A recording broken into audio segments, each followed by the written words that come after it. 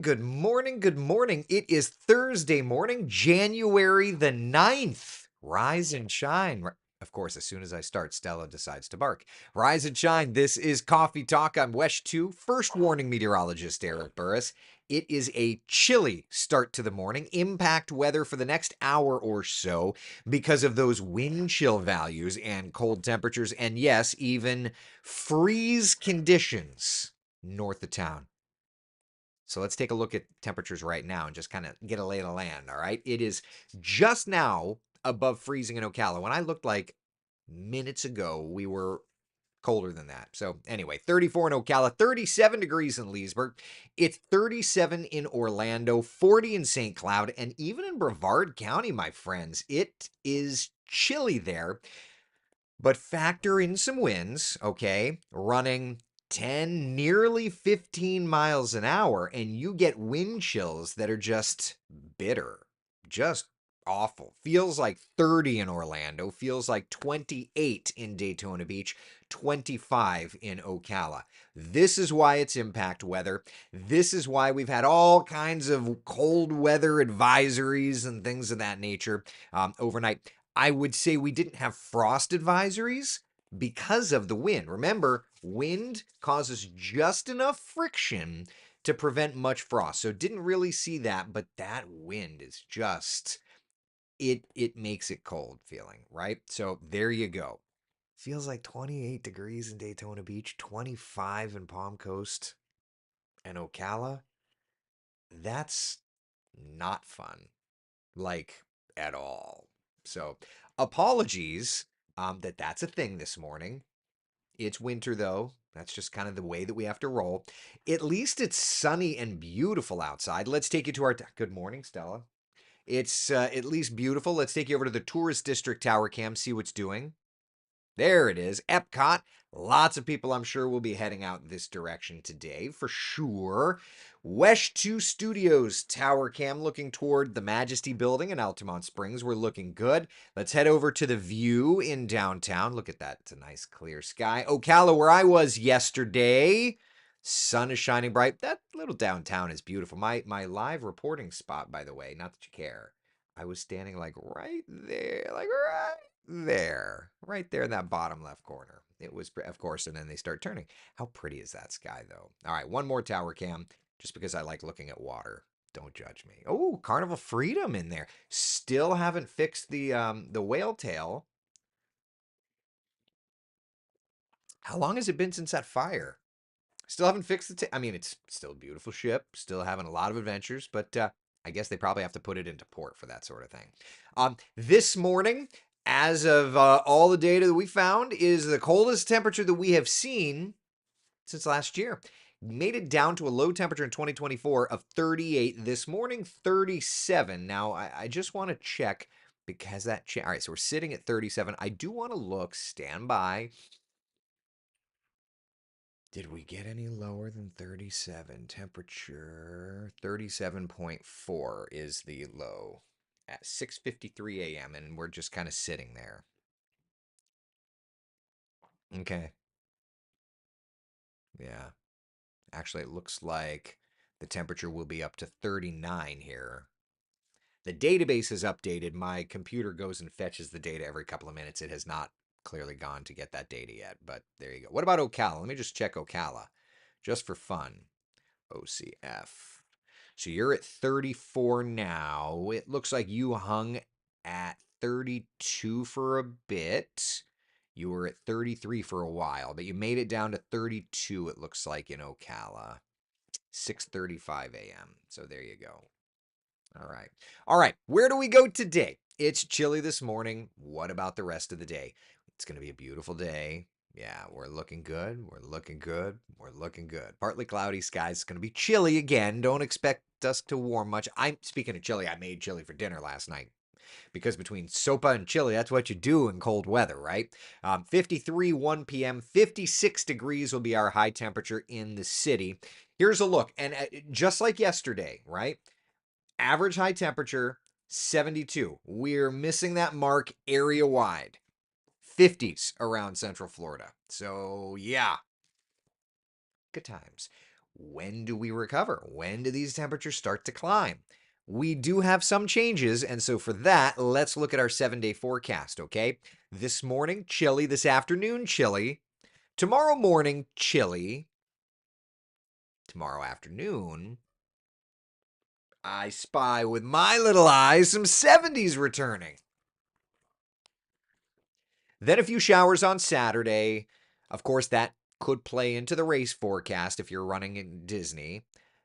Then Sunday, another front drops us back off. Not as cold, but cool. Hi, Stell.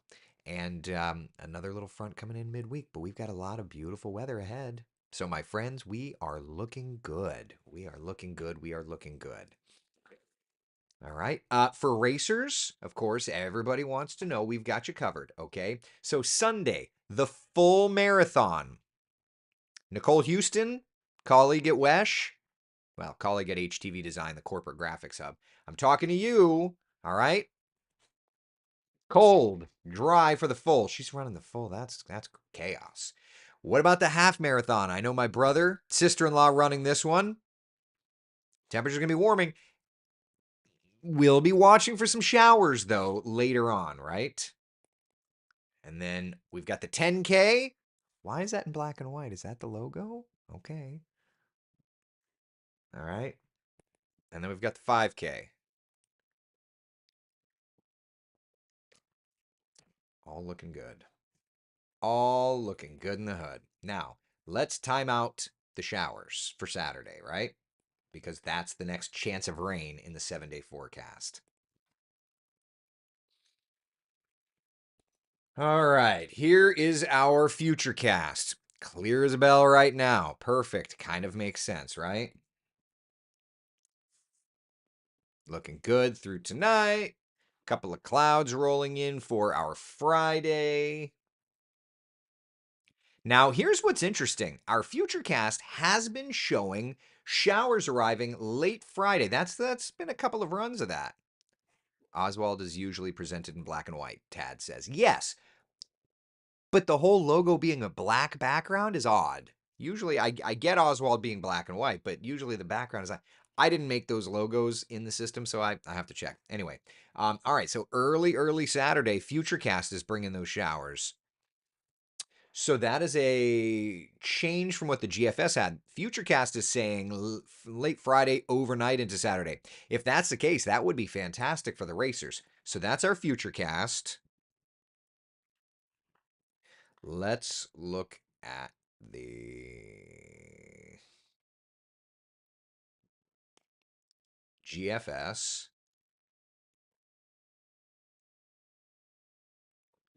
I don't want to have to rebuild a product. Do we not have just like a rain? I know we have a rain product. All right, here we are. This is the one we use for hurricanes. We obviously don't have a hurricane. All right. So, yeah, look at that. The GFS is very different. The GFS is showing some showers kind of through the day Saturday, approaching much later. So, it's going to be gusty, according to Futurecast, though, for that race. Yeesh. So, interesting. That's the GFS. Let's look at the Euro. I'm just curious. Like, our Futurecast is very different than the global models.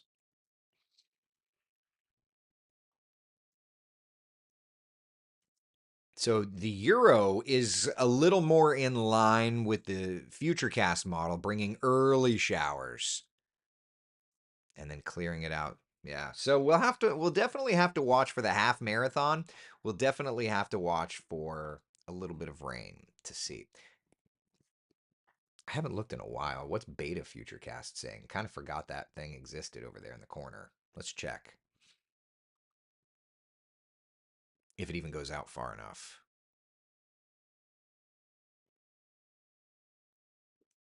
All right. So Beta Futurecast is a little more in line with the GFS. It's they're all dialing in. It seems like the overall trend is a little early for these showers. So, all right. So we've got that chance of rain. We still have to dial it in. The models are not all agreeing, which that's the way that goes sometimes, right? But that's your next chance of rain on Saturday. Doesn't look like it's going to be anything terrible, but that's your next chance of rain. All right. Sylvia says, "Hello from Cancun. Freezing here. It's freezing everywhere. It's January, y'all. This is full on January, right? Yeah. Um, you know, with all of the news coming out of California and the wildfires, there were some people that were asking, how does this play out meteorologically? And so our weather vendor puts together some graphics. They're not exactly, they're not exactly the way we would build them, but it's a good explainer. And so I wanted to kind of share with you how the Santa Ana winds build. Now, if you're curious why we're even talking about this, there are some terrible, terrible wildfires in the state of California. Unfortunately, there has been loss of life, significant loss of property, but it's all fueled by the Santa Ana winds. Essentially, an area of high pressure builds in the high desert. Okay, that area of high pressure then throws winds down the mountains. And as the winds come through the mountains, they compress and they heat. That's called compressional heating. Remember, high pressure is heavy, so it compresses it. And as it compresses it, it's that latent heat release. So it heats it, okay? In addition to that latent heat release, it also cruises across more desert territory. So it's already hot. Now it's getting hotter and it's getting drier, right? And then as it's doing that, it's also pushing through mountain passes, which then you get this tunnel effect, for lack of a better term. And so what you end up with as it pushes through that tunnel effect is you get hot, dry, gusty winds into the low territory right at the ocean there. And unfortunately, this is a known phenomenon. Unfortunately, this is an expected player. The problem is when you've got hot, dry, gusty winds, all you need is a spark. And once you spark it, it's kind of like into a blowtorch. It just blows. And these poor crews have a significant inability to fight it, right? Now, winds have gone calmer this morning. So, reports out of California are that the crews who have been working seemingly endless hours are at least going to have I don't want to say a little bit of an upper hand, but an advantage that they have not had in a while. So, for them at least, this is something good. So they'll be working on that, though the winds will pick up again later today. Okay. So there's that. Leslie says this is the best description of the California winds. You should make an individual short on just this. Yeah, maybe so. Thank you. I appreciate that kind word. Matt says it's basically a jet engine with an afterburner. The compression and warming is the same basic concept, 100%. And isn't it? I don't want to say fantastic because that's a terrible term for it, but isn't it incredible how invention mirrors nature? Like there's so much to learn in California's sense. It's terrible, but invention has this ability to see what happens there and how flammable that becomes, how energetic that is in California. And now we've been able to turn that into jet engines, and now we've been able to turn that into afterburners. So it's incredible. It's like flying, right? It's the Wright brothers are looking at birds like, well, if birds can do it, how can we figure it out? And then there's of course the group that just says birds aren't real. I digress. So anyway, busy weather. While we're freezing and California unfortunately is dealing with those awful Santa Anas, look at what's happening in Texas. Already we're firing up that next storm system. The big concern certainly is their power grid. Super grateful thus far. The governor came out and said in Texas that their power grid is So far, so good. But look at that. On the north side, snow from Dallas and Fort Worth off toward like Lubbock. See those pinks? My friends, that is a mixture of rain and ice. So every time we want to sit here and talk about how struggling we are in our cold, and I get it, just a reminder, we're doing okay, right? Hmm. Tough, tough, tough. Barb says, God bless our first responders in talking about California. 100%.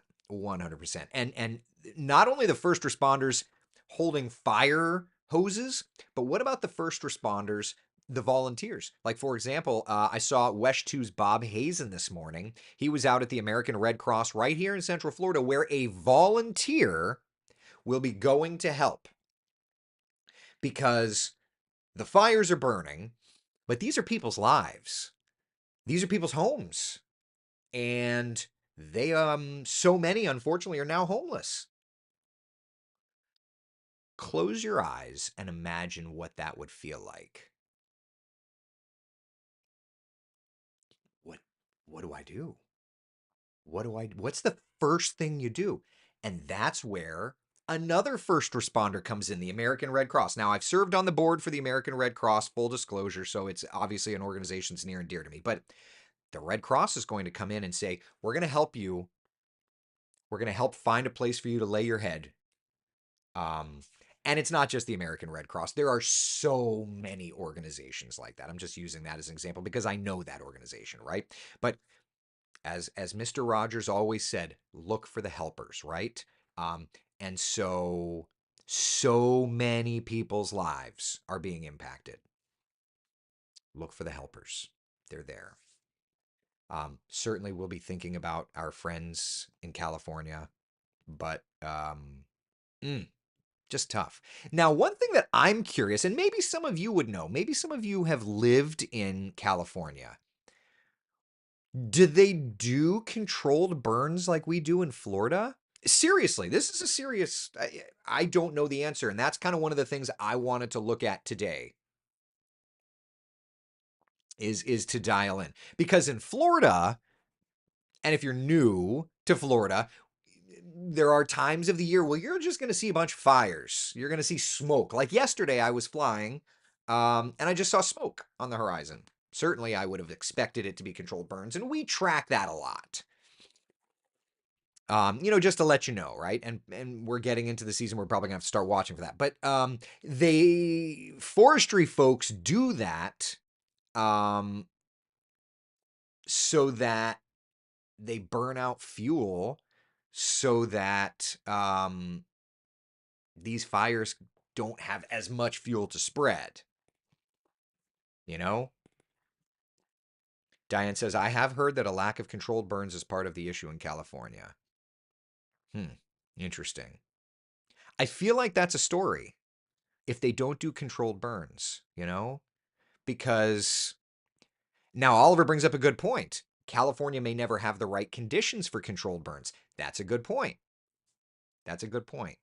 Um, so yeah, I know for Florida, it's such and you know who would be a good person to ask would be my former intern Andrew. We've talked to him and he's hung out in coffee talk. Um, Andrew's big shtick, he's a meteorologist, but his big shtick in his personal life is firefighting and firefighting efforts. I'd love to chat with him at some point and ask him.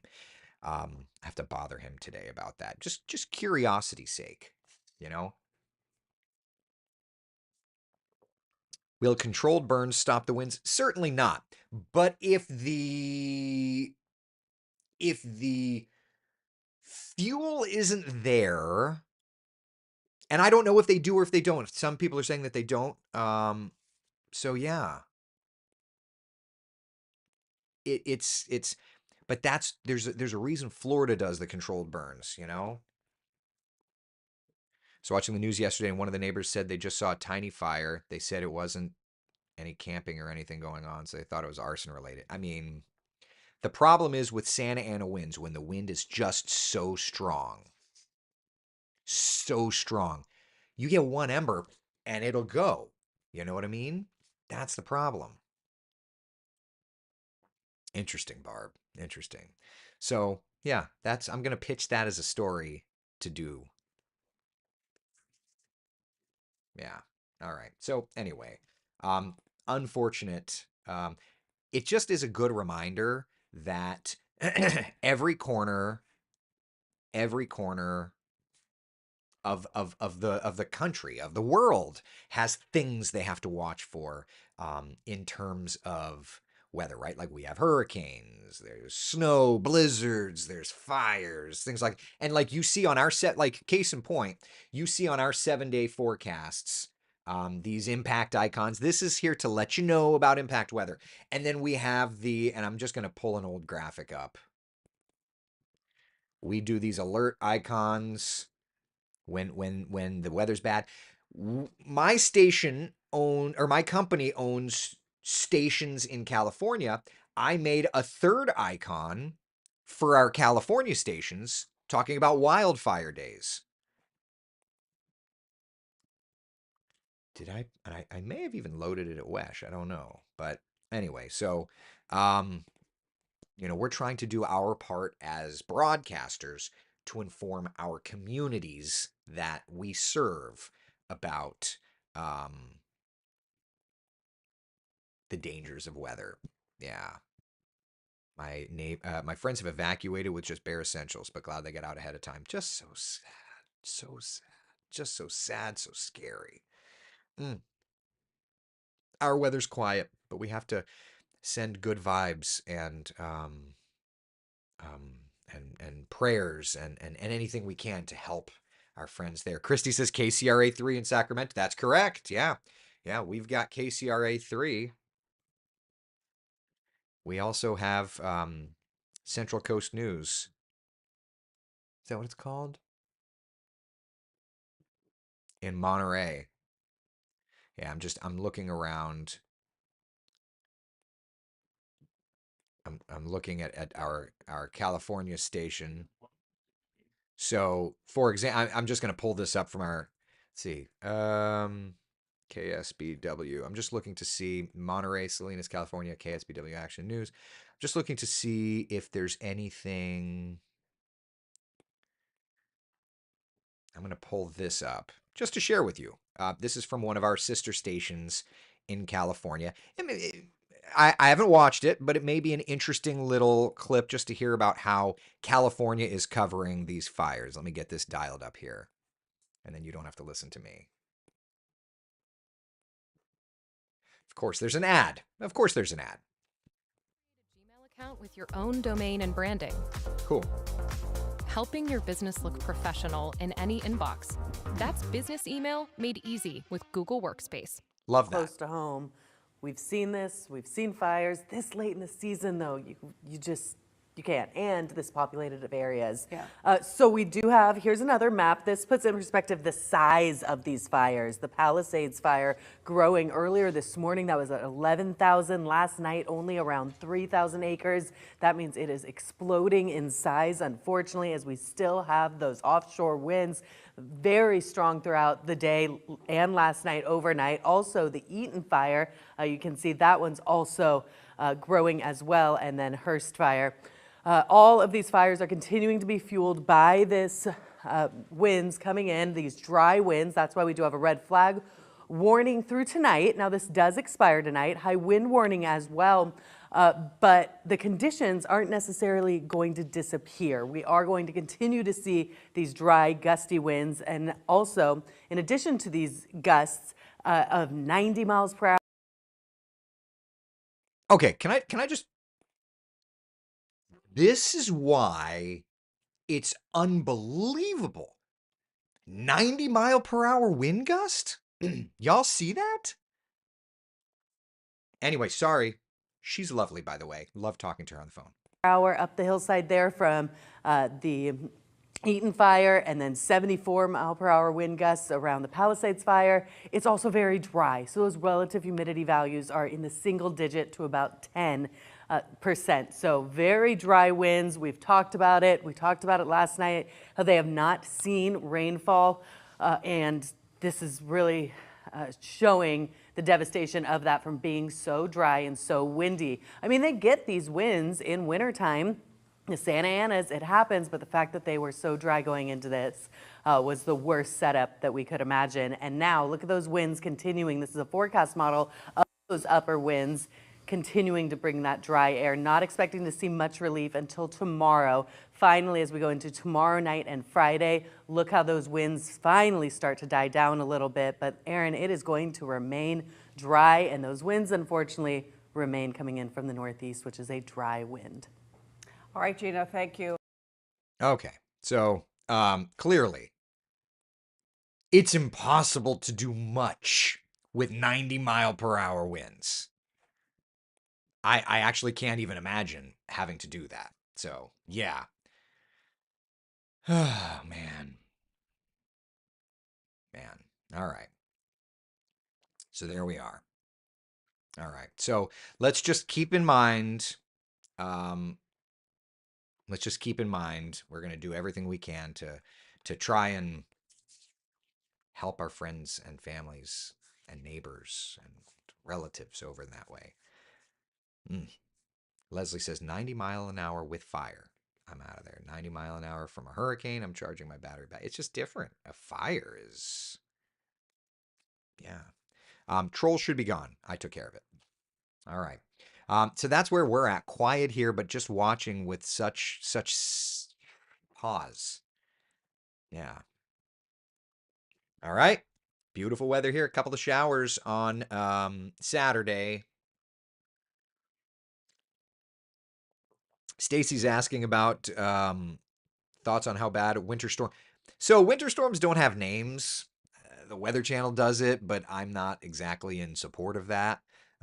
There's a pretty significant winter storm, though. It will stay north of us. It'll bring us some showers on Saturday. Otherwise, we've got a really nice stretch of weather here. Yeah. All right. All right, friends. It's 8:27. I've got some laundry I've got to get caught up with. All right. Listen, be the sunshine in someone else's day. Thank you so much for hanging out for Coffee Talk. I will see you all tomorrow. I'm on Sunrise, so I will be in the studio with you, which means we'll do the field trips around and all that fun stuff. But hey, we do what we got to do, right? Coffee Talk. It's like a train that rolls on. It also means that we're not going to be able to do a drive-through, the Coffee Talk drive-through, just because too much chaos with me in the newscast doing all that stuff. But we'll still do Coffee Talk. Get you ready for your weekend forecast. All right? All right, listen. Be the sunshine in someone else's day. I will try and grab a clip of the Santa Ana wind explainer we did here, and I'll post it. All right? Just so that everybody can have